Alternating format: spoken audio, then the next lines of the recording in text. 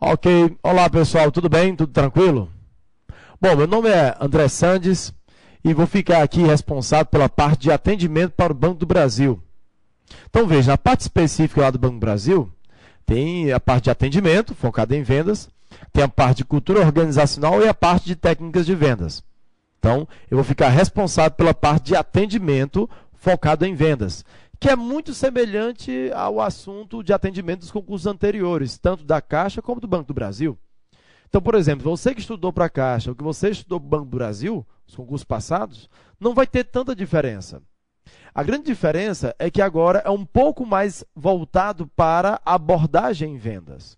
Ou seja, isso quer dizer que o Banco do Brasil, quer dizer que a banca pode te cobrar uma coisa muito mais, uma abordagem proativa, do que naquela visão de ficar ali passivo esperando o cliente. Tudo bem?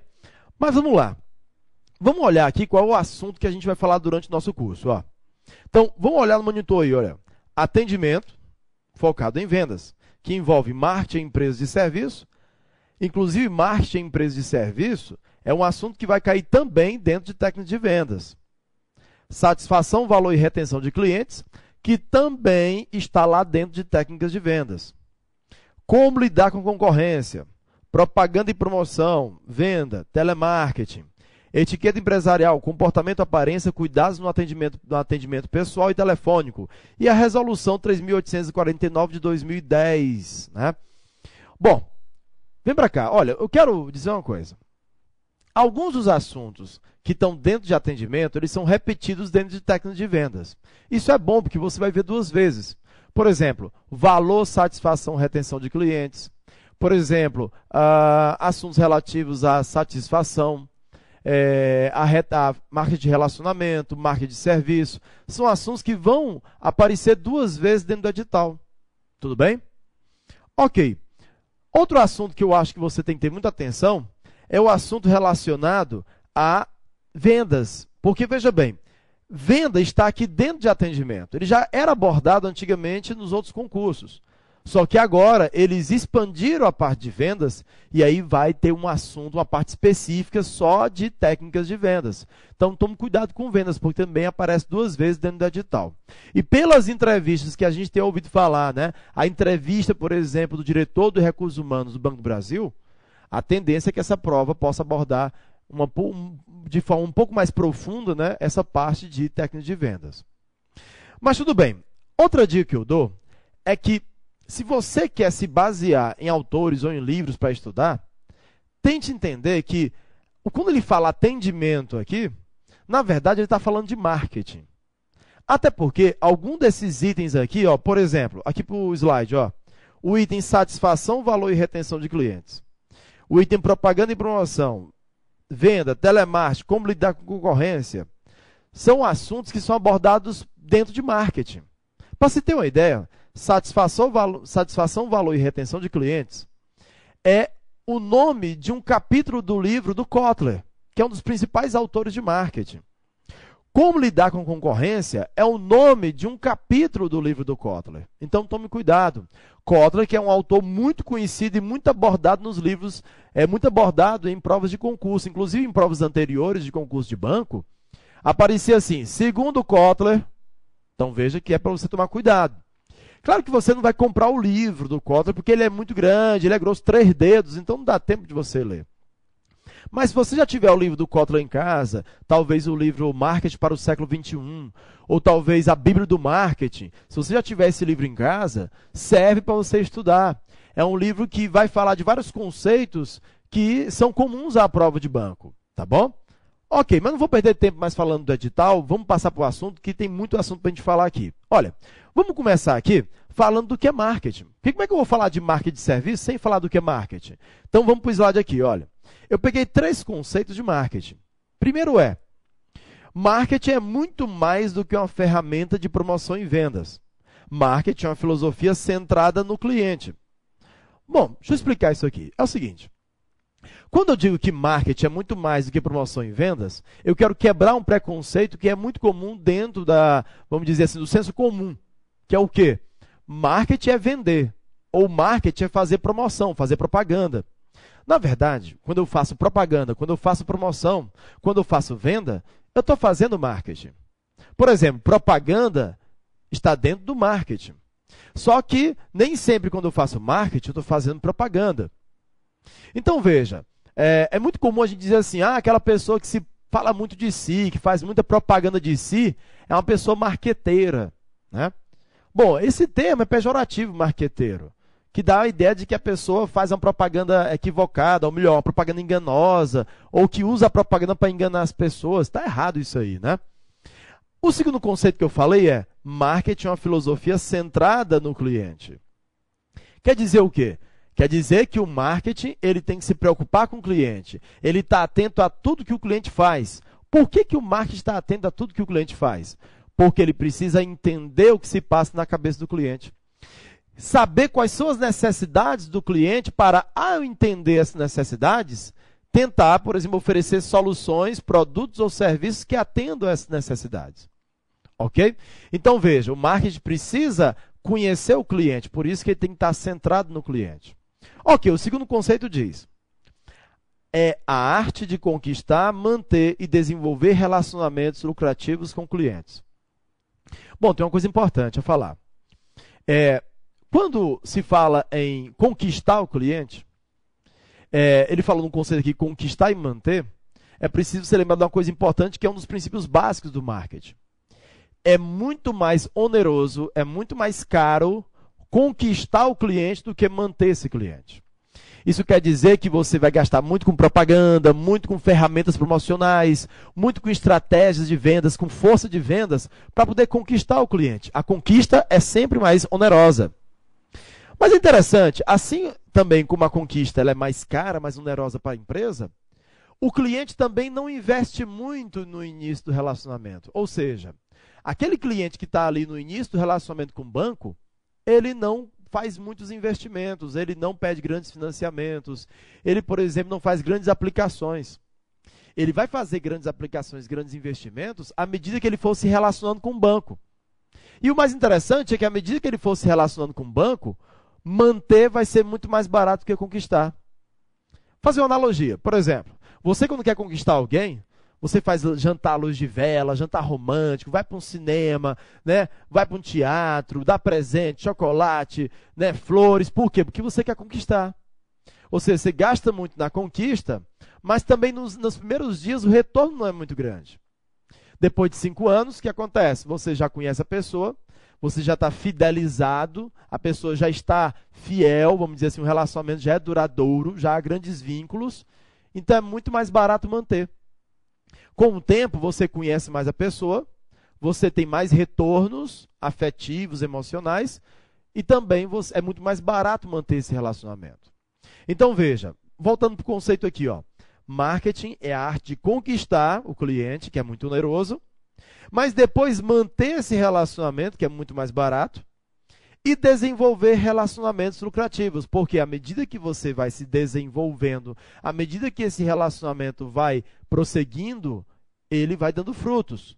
E os frutos são o quê? São novos negócios. O fruto é o quê? O fruto é esse cliente retornar comprando mais.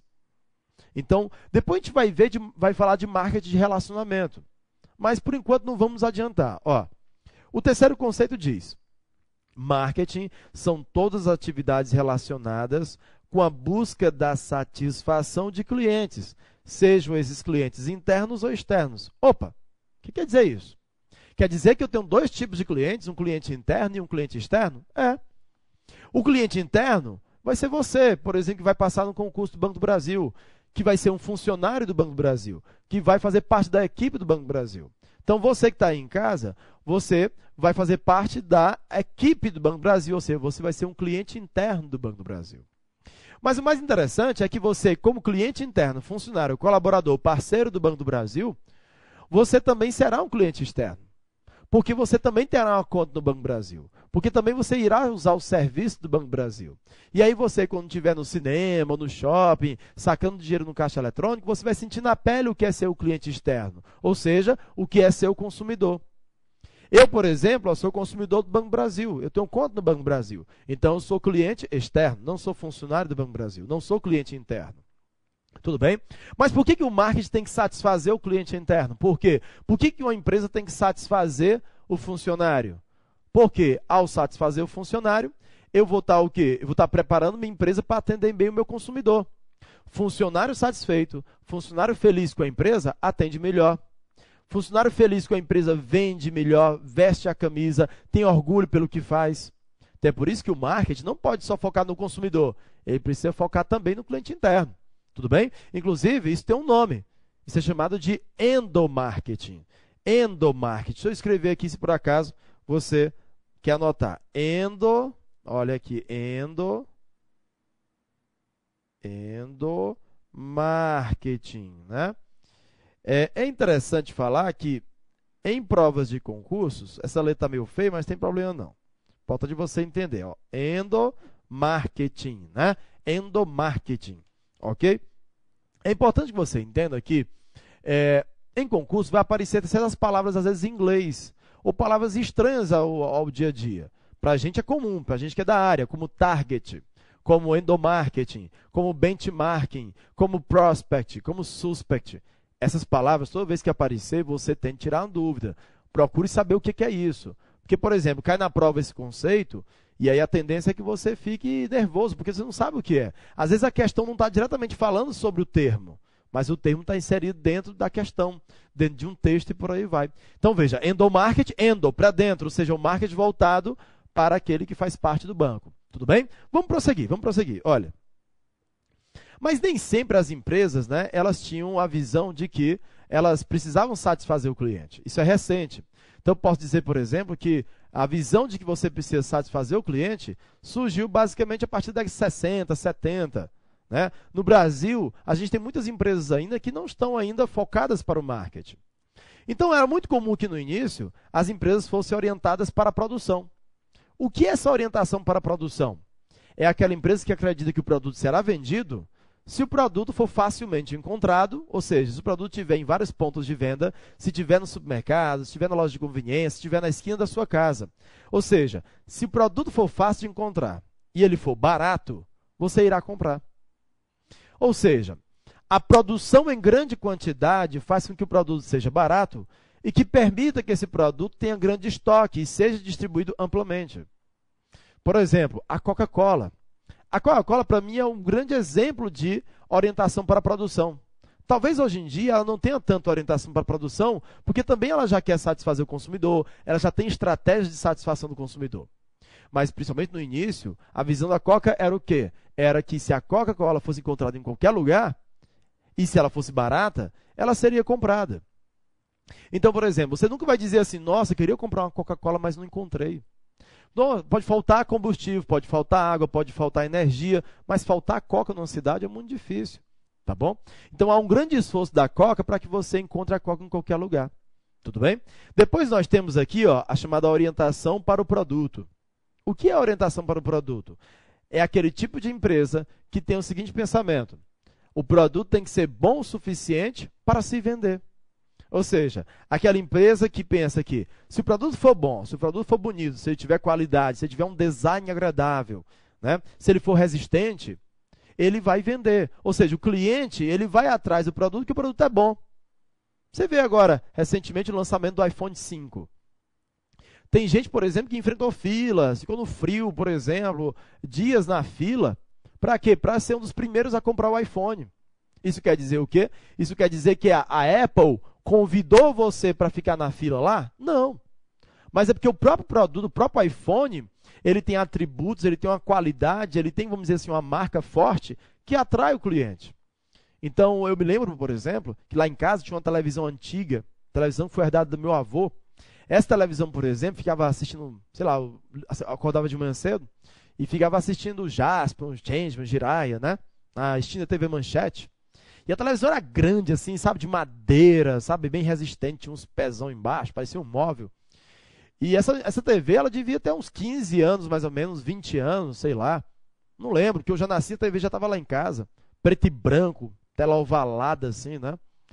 E o mais interessante é que essa TV, ela foi passada de pai para filho e ela só não está comigo hoje, por exemplo, porque um gato mijou dentro dela, e aí queimou. E aí não tinha peça de reposição. Mas era muito resistente mesmo, né? Meu pai, por exemplo, tinha um relógio Mido. Aí eu vi um tirando piadinha, teu pai só anda com Mido, por exemplo, né? Mas eu sei que esse relógio Mido, meu pai sofreu um acidente, o carro capotou, deu perda total, mas o relógio não teve nada. Então veja que era a perspectiva de que o produto tinha que ser resistente, o produto tinha que ser bom o suficiente. Então veja que eu já falei da orientação para a produção, produto barato, encontrado facilmente. E falei agora da orientação para o produto. O produto tem que ser bom o suficiente para ele atrair o cliente, para ele se vender. Tudo bem, vamos prosseguir. Nós temos também agora a orientação para vendas e a orientação para o marketing. Bom, geralmente em prova de concurso é mais comum falar dessas duas orientações aqui, principalmente da diferença entre as duas orientações. Primeiro vamos falar um pouco da orientação para vendas. Bom, na orientação para vendas, a gente tem aquela empresa que acredita que o produto, ou melhor, que a empresa precisa convencer o cliente a comprar o produto. É como se você, por conta própria, por si próprio, não escolhe comprar aquele produto. A empresa precisa utilizar estratégias de convencimento, ferramentas promocionais e, principalmente, uma força de vendas agressiva para convencer a comprar o produto.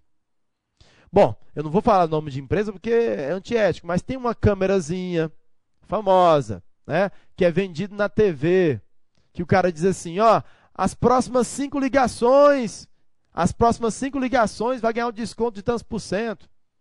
A câmera é cara, sabe que a câmera é muito cara.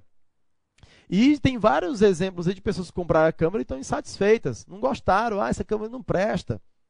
Mas por que ela continua vendendo? Porque é usada muita estratégia de promoção de vendas, e estratégia de convencimento para que você possa comprar a câmera. Assinatura de revista, por exemplo. Dificilmente alguém acorda de manhã e diz assim, nossa, que vontade de assinar uma revista hoje. Eu vou lá assinar uma revista. Não, geralmente você foi abordado por um vendedor, ele lhe convenceu a assinar a revista, ou então você recebeu várias ligações, insistentes ligações, que você acabou ali sendo persuadido a assinar a revista. Ou então você fez ali uma assinatura e deixou seu cartão de crédito no automático, vamos dizer assim, renovação automática, e você esqueceu, né, de cancelar. Mas eu, por exemplo, percebo que há ainda muitas empresas orientadas para vendas. Então a tendência é que na empresa orientada para vendas, eu esteja preocupado apenas com a transação, apenas com o curto prazo. Aqui o foco não é a satisfação do cliente. Então eu vou dar uma dica, ó. Falou de empresa que tem uma orientação somente para a transação, para o curto prazo, que não quer fidelizar o cliente, que não está necessariamente buscando a satisfação e que não quer criar relacionamento, é orientação para vendas. Outra dica que eu dou vamos voltar para o slide, ó. Não confunda a orientação para vendas com vendas. Estar orientado para vendas é estar preocupado somente com a transação, sem necessariamente estar preocupado com a satisfação.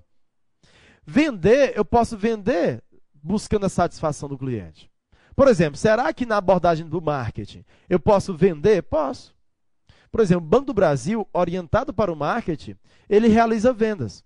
Só que são vendas que não são só focadas na transação. São vendas focadas na satisfação do cliente. São vendas focadas em criar também um relacionamento. Ou seja, fazer a venda, mas também ter pós-venda, que é o relacionamento, o marketing de relacionamento. Vamos voltar para o slide, ó. Então, o que é orientação para o marketing? Na empresa orientada para o marketing, eu estou preocupado em satisfazer o cliente. Eu posso até vender, eu posso até utilizar estratégias agressivas de vendas, mas não é para enganar o cliente ou para apenas fazer uma transação, mas principalmente para satisfazer o cliente. E com essa satisfação, lucrar. Então, veja, vem para cá. Na orientação para vendas, o lucro não está ligado diretamente à satisfação. Na orientação para o marketing, o lucro está ligado diretamente à satisfação. Quanto mais eu satisfaço o cliente, mais eu lucro. Deu para entender? Ok. Vamos passar para frente. Ó. Eu tenho que falar dos 4 P's, né? Então, olha, muito cuidado com esses 4 P'zinhos aqui.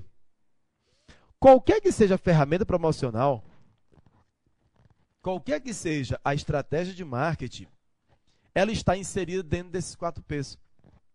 Esses 4 P's são chamados de mix marketing ou composto de marketing.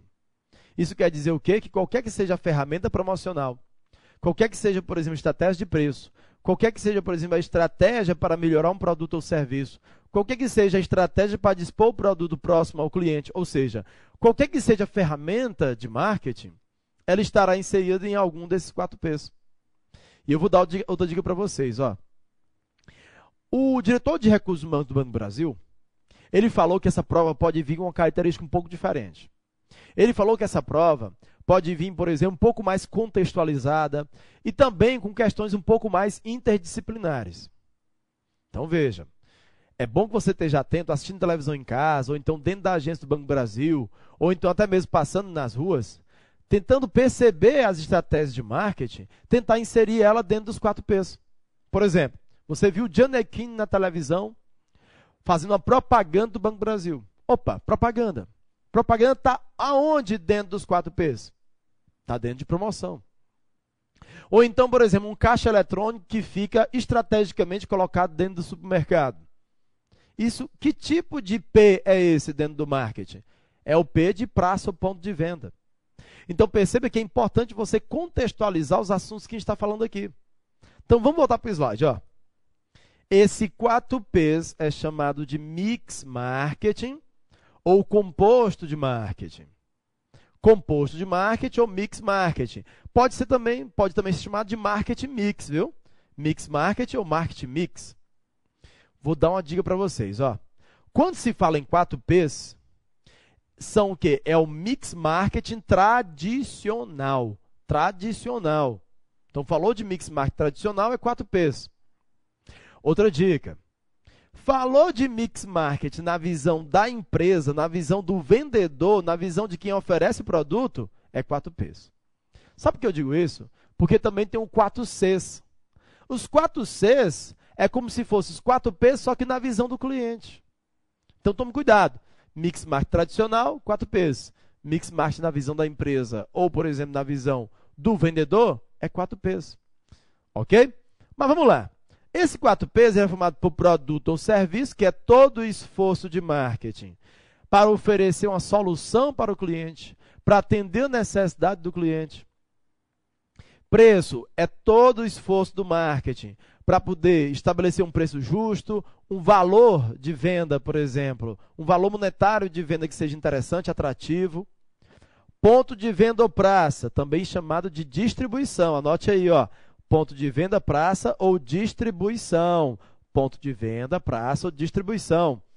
O esforço do ponto de venda ou praça ou distribuição é para disponibilizar o produto de forma mais conveniente ao cliente. Ou seja, de forma que o cliente não tenha dificuldade em encontrar o produto, em que ele chegue na loja e tenha estoque, quando ele chegue, por exemplo, no ponto de venda e tenha a variedade, ou melhor, que esteja próximo da sua casa, o ponto de venda, ou que esteja próximo do trabalho dele, e por aí vai. P de promoção é todo o esforço para se comunicar com o cliente. Né? Então, por exemplo, se nos 4 P's tradicionais eu falo em promoção, nos 4 C's, que é na visão do cliente, eu falo em comunicação. Tudo bem? Então vamos lá, vamos seguir.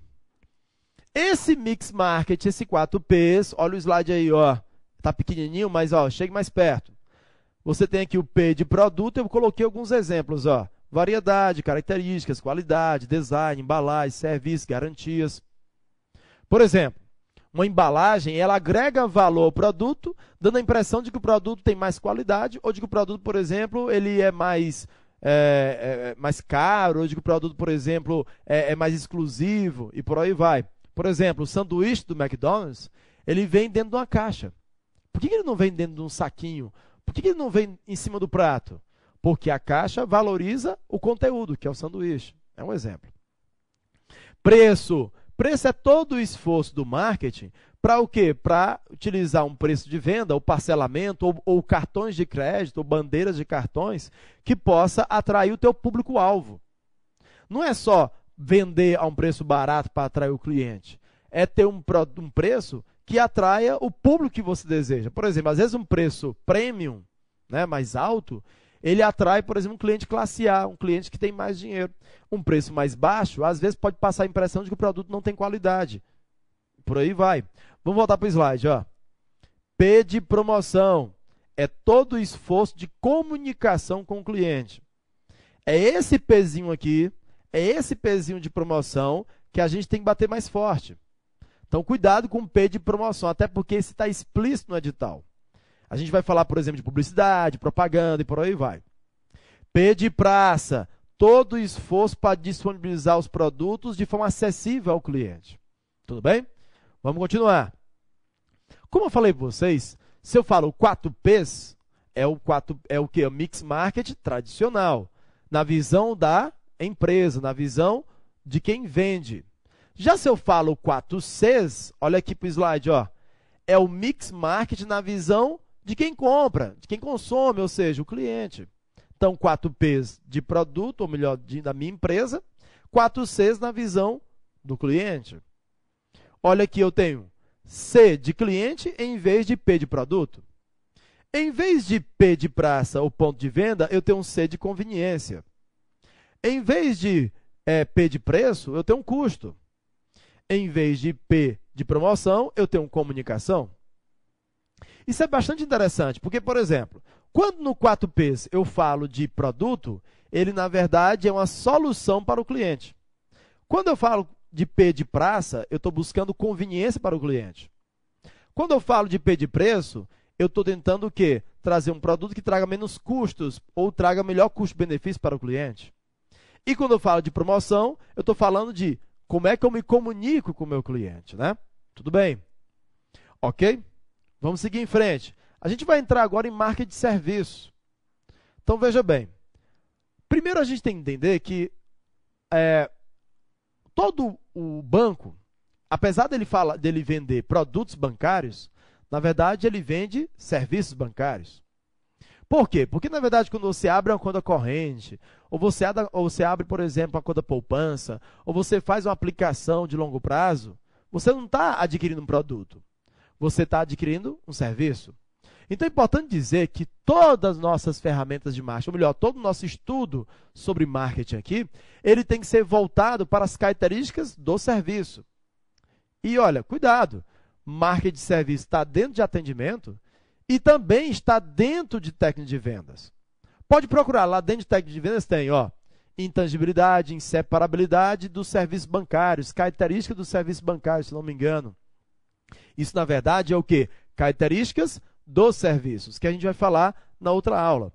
Mas vamos entender primeiro o que é serviço. Na próxima aula a gente vai falar das características do serviço, né? Intangibilidade, inseparabilidade e por aí vai, né? Perecibilidade, mas por enquanto vamos entender primeiro o que é serviço. Serviço é um desempenho. É um desempenho que é essencialmente, olha aqui, ó, intangível. Isso quer dizer que quando você adquire um serviço, você não pega no serviço. Serviço não tem cor, não tem cheiro, não tem peso. Você não bota o serviço no bolso. Você não revende serviço. Serviço é intangível, não é palpável. É imaterial, né? É imaterial. Cuidado. Ou seja, quando você adquire um serviço, você não tem a propriedade desse serviço. Por exemplo, você contrata uma pessoa para fazer massagem em você. Você leva a massagem para casa? Não. Você leva o bem-estar, o conforto, né, o prazer, a satisfação, o relaxamento. Ah, pessoal, mas eu posso levar o massagista para casa, ou a massagista. Bom, isso é outra história. Você não está levando a massagem, você está levando a pessoa que realiza o serviço. Ok? Olha o segundo conceito. Serviço é um desempenho transformador, intangível em essência, mesmo quando está ligado a um produto físico. Vamos dar um exemplo? Quando você compra um carro, que é um bem tangível, o carro é super tangível, né? Inclusive, se ele atropelar, você entende porque ele é tangível, né? Ele é palpável, ele tem peso, ele tem cor e por aí vai. Então, o carro, quando você compra, é o bem tangível, é o bem físico. Mas esse carro, ele vem com assistência técnica, ele vem com garantias, ele vem, por exemplo, com, sei lá, seguro, por aí vai. Seguro, assistência técnica e garantia é o quê? É serviço. O que ele quer dizer é que mesmo quando você compra um produto bem tangível, e quando ele vem atrelado a serviços, esses serviços são intangíveis. Você leva o carro para casa, mas não leva assistência técnica para casa. Você leva o carro e não leva a garantia para casa. Você leva o certificado de garantia. Mas aquele certificado é apenas um comprovante que você tem direito àquela garantia. Tudo bem? Ok, pessoal, na próxima aula a gente vai falar das características do serviço e a gente vai continuar falando de serviço. Tudo bem? Até a próxima aula e comece a estudar, pessoal. Um abraço.